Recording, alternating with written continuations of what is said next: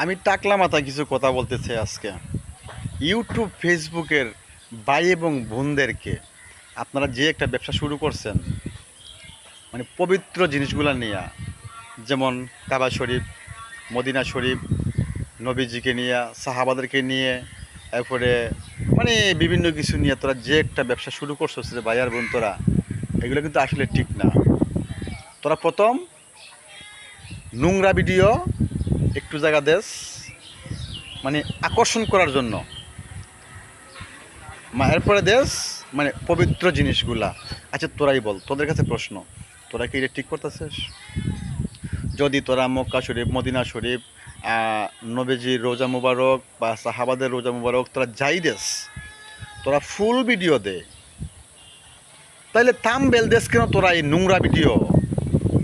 মানে ইয়াং ফুলাপানদেরকে আকর্ষণ করস নোংরা ভিডিও থাম্বনেল দিয়া, পরে তোরা অন্য এই যে ধর্ম ঢুকাইয়া দিলে, একদিকে তোরা পোলাপান নষ্ট করতেছিস, তারপরে মানে ধর্মটাকে বিক্রি করতেছিস তোরা। তোদের কাছে প্রশ্ন আমার, এটা কি ঠিক হইল? হ্যাঁ, প্রথম নোংরা কিছু, তারপরে পবিত্র কিছু। আল্লাহ, তোদের যে কোন জায়গায় রে বাবা জায়গা হবে একমাত্র আল্লাহ পাক জানেন। এসব ব্যবসা ছাড় তোরা, হয় শুধু নোংরা ভিডিও দে, আর না হইলে পবিত্র জিনিসগুলা দে। তো দুইটাকে এড কইরা কে লেগে দেস? আমার প্রশ্ন তোদের কাছে এইটা। খাচ্ছরের দল, আর বুঝি ব্যবসা তোকে পাস না তোরা, না?